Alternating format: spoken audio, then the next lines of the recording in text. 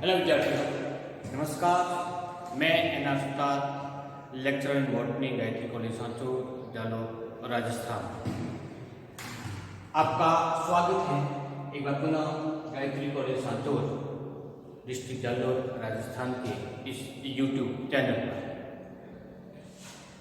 हम आज पढ़ेंगे क्लास बीएससी सेकेंड ईयर के सब्जेक्ट बॉटनी का एक छोटा सा टॉपिक। इस टॉपिक को विद्यार्थियों ने पहले के दो प्रीवियस वीडियोज के अंतर्गत डिस्कस कर चुके हैं। ये टॉपिक है आर्थिक वनस्पति विज्ञान अथवा इकोनॉमिक्स बॉटनी से संबंधित। विद्यार्थियों, जैसा कि हम जानते हैं कि पौधे या मनुष्य अपने आवश्यकता के लिए पौधों पर रोटी कपड़ा मकान के लिए आश्रित होता है। ये तीनों ही प्रकार के मूलभूत आवश्यकताएं पौधों से ही इसकी पूर्ति होती है या पौधों से ही प्राप्त होता है।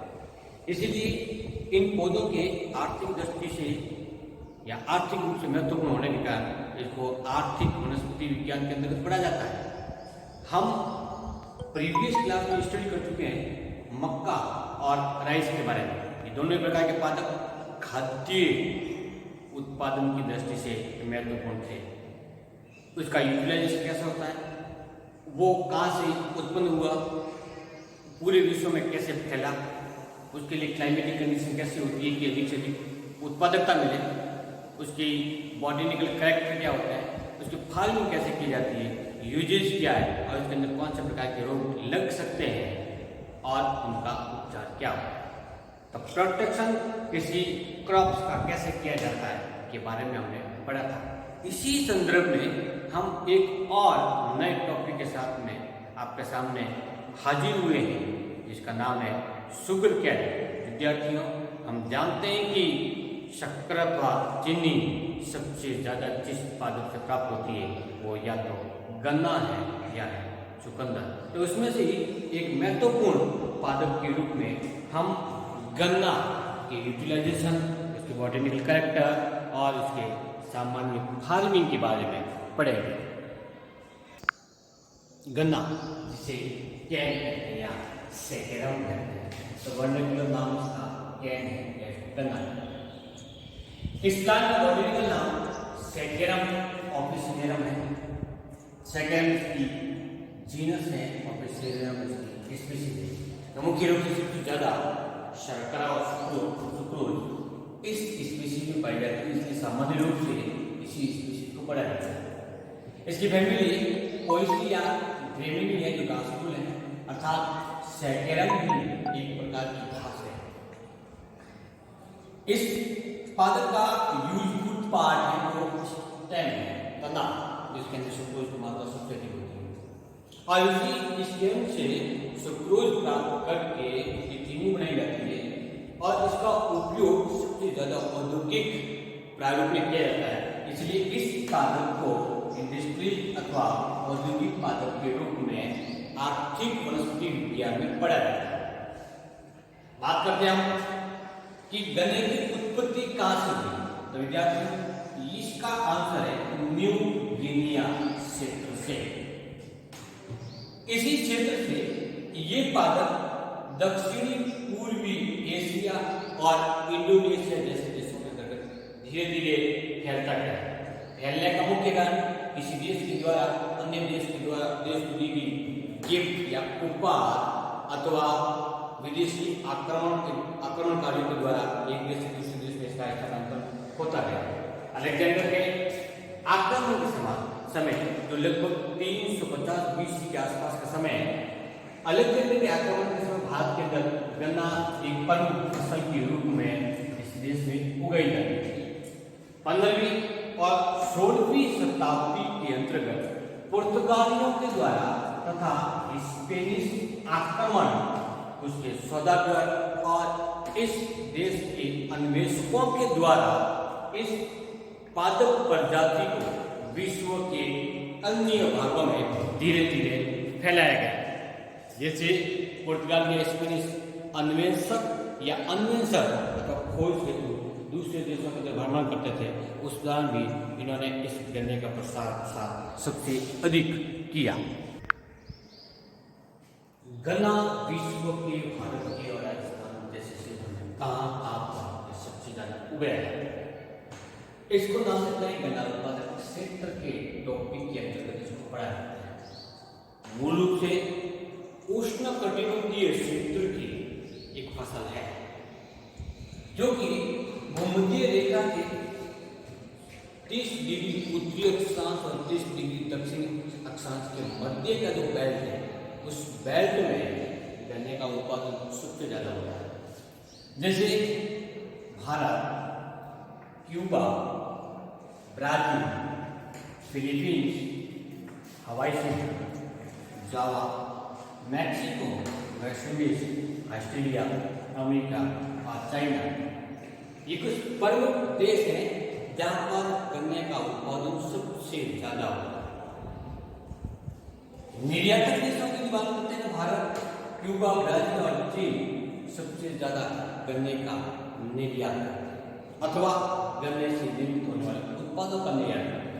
भारत इसमें से सबसे आगे है, गन्ने का सबसे ज्यादा निर्यात यदि देश बनता है तो भारत अर्थात भारत निर्यातक देशों में सबसे पहले है। भारत के अंदर कुल उत्पादन का लगभग 45% गन्ने का उत्पादन अकेला उत्तर प्रदेश राज्य करता है और उसके बाद रिमेनिंग 55% प्रोडक्शन तमिलनाडु, महाराष्ट्र, आंध्र प्रदेश, कर्नाटक, बिहार, पंजाब और हरियाणा तथा पश्चिम बंगाल जैसे राज्यों का राज्य द्वारा होता है। सबसे ज्यादा गन्ने का उत्पादन उत्तर प्रदेश में होने के कारण इस पादप से प्राप्त होने वाले उत्पादों हेतु कारखाने और औद्योगिक क्षेत्र उत्तर प्रदेश में सबसे ज्यादा विकसित स्थिति में पाए जाते हैं। गन्ने के वानस्पतिक गुण, विद्यार्थी ये पोएसी कुल का मेंबर है। ये बांस की तरह बहुत बड़े आकार का होता है, इसलिए इसको जायंट व्यास या विशाल घास के नाम से भी जाना जाता है। जब इस पादप की लंबाई देखी जाती है, जिसके आधार भाग से इसकी शीर्ष भाग तक होती है, तो इसकी लंबाई लगभग 10 से लेकर 20 फीट होती है और कभी कभी इससे अधिक भी हो सकती है। जब हम किसी एक तने का अथवा डंठल की बात करें तो वह नीचे की मोटाई युक्त होती है जो कि लगभग 1 से लगा करके 2 इंच मोटा होता है, जिसका व्यास कितना होगा 1 से 2 और लंबाई कितनी 10 से 20 फीट की लंबाई संतोष संरचना पाई जाती है। गन्ने का तना होता है 100% सर्किल होता है, लेकिन कभी कभी इसके पार्श्व भाग से टिलर जैसी श्रृंखला निकली हुई होती है और ऊपरी समूह में जाकर के पूरी पत्तियां एक समूह के रूप में हो जाती है। इस स्ट्रक्चर को टफ नाम से पुकारा जाता है। इस पादप में लैंगिक चरण नहीं होने के कारण ये पादप कायिक प्रवर्तन के द्वारा जन्म करता है, जिसके फलस्वरूप इसके आधारी भाग से निकलने वाली बड़ी नए पादप भाग को विकसित करता है। इसके कारण एक ही स्थान पर गन्ने के बहुत सारे पौधे समूह के रूप में पाए जाते हैं, इसको ग्रेगरी समासता के नाम से जाना जाता है। इस तने की संरचना की बात करें तो पूरे पादप के लाक्षणिक गुण को समाहित किए हुए होते हैं, तो हमेशा इसके आधारी भाग से रूट निकलती है। पहला पॉइंट आता है इसका अंदर जड़ का, तो सामान्य जड़ होती है वो फाइब्रस प्रकार की होती है, लेकिन विशेषता क्या होती है कि इसकी सबसे आधारीय पर्वत संधि से कुछ विशेष प्रकार की रूट्स और विकसित होती है। ऐसी रूट को क्रॉप रूट कहते हैं। तो रूट यहाँ पे विकसित हुई है वो है क्रॉप रूट, और ये क्रॉप रूट इतने लंबे तने को आधार प्रदान करने का कार्य करती है। रूट के बारे में बात करते हैं, स्तंभ की अथवा तने की मूल रूप से पूरा का पूरा तना है बेलना का लंबा और ठोस होता है। पहली कंडीशन कि तना होगा वो बेलना का होगा, ठोस पाया जाता है और पर्व व पर्व संधि में होता है। नोड और इंटरनोड डिवाइड होता है। तो ये स्ट्रक्चर है वो इसकी प्रॉपर्टी है।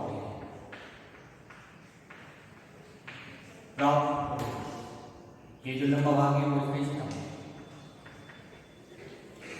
स्टेम के अंतर्गत दो संधि स्थल के मध्य है वो इंटरनोड और जहां पे दो इंटरनोड आपस में जुड़ते हैं इसकी तरह भाग है नोड और इंटरनोड स्टेम डिवाइड होता है।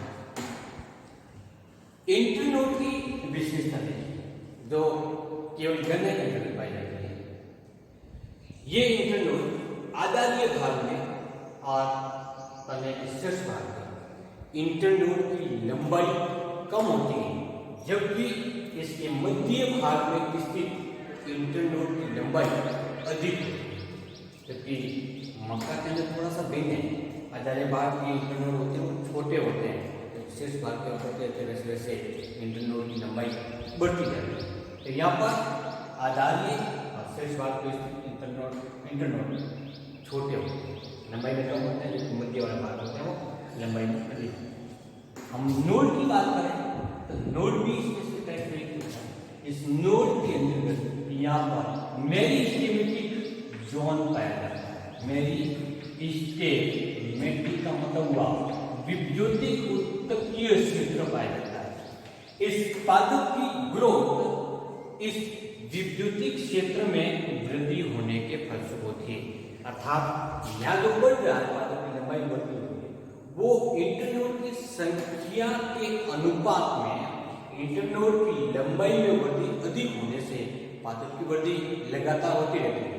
इंटरनोड की संख्या कम बढ़ती है लेकिन इंटरनोड की लंबाई में वृद्धि होती है, जिसके कारण पादप की वृद्धि होती है। इस प्रकार के प्रयोग को इंटरकैलेरिया अंतर्वेशीय वृद्धि के नाम से जाना जाता है। इस विद्युतिक क्षेत्र को भी इंटरकैलेरिया मेरिस्टेमेटिक जोन। इस पर्व संधि पर इस प्रकार की बिंदु संरचना पाई जाती है, इसको एक्सिलरी बर्ड के नाम से जाना जाता है। इसी बर्ड से या तो नई ब्रांच विकसित होगी अथवा लीफ मिलेगी। तो यहाँ पर मुख्य रूप से स्तंभ एवं बेलनाकार ठोस है पर्व और संधि में विभक्त विद्यार्थियों पादप का एक वही भाग है जहाँ पे सुक्रोज का अथवा शर्करा का डिपोजिशन होता है, उसका संग्रहण होता है। इसलिए इसके तने को खाने से ये मीठा होता है। हमें पता कैसे लगेगा कि इस तने के अंदर सबसे अधिक सुक्रोज संग्रहित होती है? इसका पता लगाने के लिए हम इसके रंग को देख सकते हैं कि यदि वो पीला रंग का है तो उसमें शर्करा की मात्रा ज्यादा है। जब हम इसको बजाते हैं, इसके ऊपर टक्कर लगाते हैं, बजाते हैं, तो उस समय वो धातु की तरफ बजना प्रारंभ हो जाता है। तब हम मानते हैं कि इसके अंदर सुक्रोज की मात्रा सर्वाधिक है। और यदि वो धातु की तरह नहीं बजता है उस कंडीशन में उसमें सुक्रोज की मात्रा कम होती है। इस तरह के बाद में बात करते हैं पर्ण। इस पादप के संपूर्ण पादप भाग पर पर्व संधि से तथा पर्ण विकसित होती है, लेकिन आधारी पर्ण परिपक्व होने के कारण झड़ जाती है। विशेष भाग में पर्ण लगातार फोटोसिंथेसिस का कार्य करते हैं। आधारी भाग के पर्ण में लगातार गिरने के कारण केवल विशेष भाग पर ही पर्ण सबसे ज्यादा देखने को मिलती है। ये पर्ण लीफ ब्लेड और लीफ शीट के अंतर्गत डिवाइड होती है, जिसको हम सिंपल सा नाम देंगे पर्णासद और पर्णव्रत के रूप में। इस पर्ण की लंबाई लगभग 90 से लगा करके 120 सेंटीमीटर होती है। पर्ण कौन सा भाग? ब्लेड वाला भाग है। इसकी लंबाई 90 से लगा करके 120 सेंटीमीटर लंबी। देख सकते हैं हम कि इसकी लंबाई 90 to 120 सेंटीमीटर और इसकी चौड़ाई लगभग 2 से लेकर 5 सेंटीमीटर तक पाई जा सकती है। पूरी बात रोमिल संरचना युक्त होती है। एक बीज पर विपादन होने के कारण गन्ने की इस लीफ में समांतर सिरामियस पाया जाता है। इस लीफ की दूसरी विशेषता, इस ब्लेड के अलावा आधा लीफा जो इस व्रत को ढके हुए होता है, लेकिन पूरे व्रत को नहीं ढकते, केवल थोड़े से भाग को ढकते हैं, इसको नाम देते हैं लीफ सिक या पर्णासर। क्या कार्य करता है? स्तंभ को चारों ओर से ढकने का कार्य करता है। इस पादप में पाए जाने वाले पुष्पक्रम मूल रूप से पेनिकल प्रकार के होते हैं और ये पुष्पक्रम चमकीले और रोमिल संरचना के रूप में पाए जाते हैं, इसलिए इसका उपनाम वलक। क्या नाम है? इस पुष्पक्रम, किसकी पुष्पक्रम को? गन्ने के पुष्पक्रम को वलक कहा जाता है। कभी कभी इसकी विशेष संरचना क्या था? इसको बाण भी कहते हैं, बाण अथवा वलक। जब इंपोर्टेंट सी बात यह है कि गन्ने के अंतर्गत द्विलिंगी पुष्प पाए जाते हैं, द्विलिंगी पुष्प। इसके बावजूद भी इसमें लैंगिक जनन की प्रक्रिया नहीं होती। जब जनन नहीं होता तो इस पादप के अंदर बीजों का निर्माण नहीं होता, अर्थात बीज अनुपस्थित होते हैं। बीज के अनुपस्थित होने के कारण या बीज के अभाव में इस पादप में कायिक परिवर्तन होता है या कायिक परिवर्तन के द्वारा जनन की प्रक्रिया होती है। कायिक परिवर्तन होने के कारण ही ये गन्ने के पौधे समूह के रूप में व्यवस्थित होते हैं या समूह के रूप में देखने को मिलते हैं। शर्करा की मात्रा, तने की संरचना इत्यादि के आधार पर गन्ने को या शुगर केंद्र को कुल 5 श्रेणियों में डिवाइड किया गया है।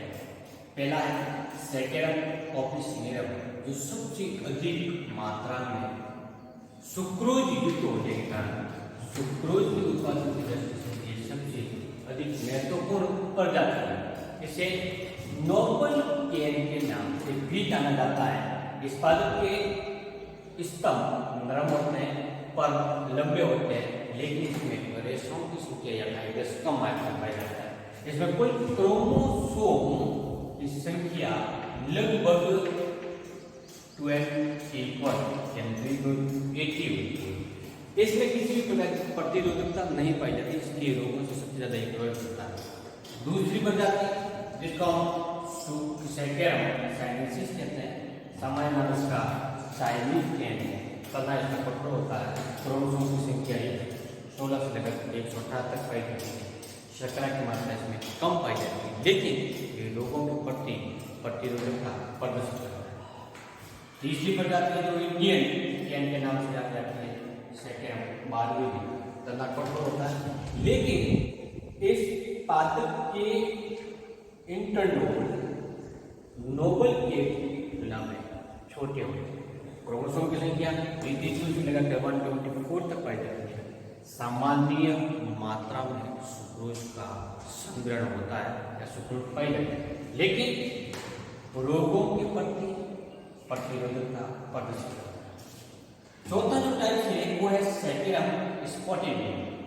इस प्रकार की प्रजाति न्यूगिनिया के क्षेत्रों में पाई जाती है, इसलिए इसको न्यूगिनिया शुगर कैन के नाम से जाना जाता है। इसका तना पतला होता है, जिसके अंदर पिक पाया जाता है। क्रोमोसोम की संख्या 40 से लेकर 128 होती है। प्रतिरोधकता पाई जाती है, लेकिन शर्करा की मात्रा सामान्य से भी कम पाई जाती है और शर्करा लगभग अनुपस्थित होती है।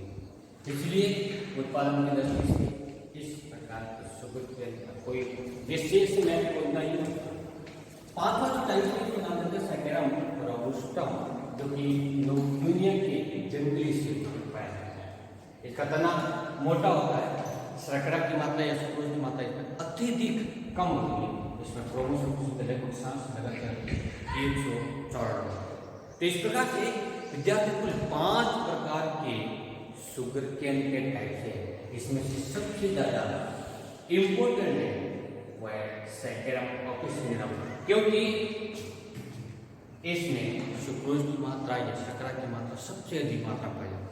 लेकिन संशय का आती है, प्रॉब्लम ये आती है कि इसका स्टेम होता है वो लंबे पर युक्त और नरम होने के कारण आसानी से हवा के साथ में सूख जाता है, जिसके कारण वो टूट करके जमीन पर गिर जाता है, फलस्वरूप उत्पादन कम हो जाता है। तो सबसे ज्यादा नुकसान इसी कारण होता है।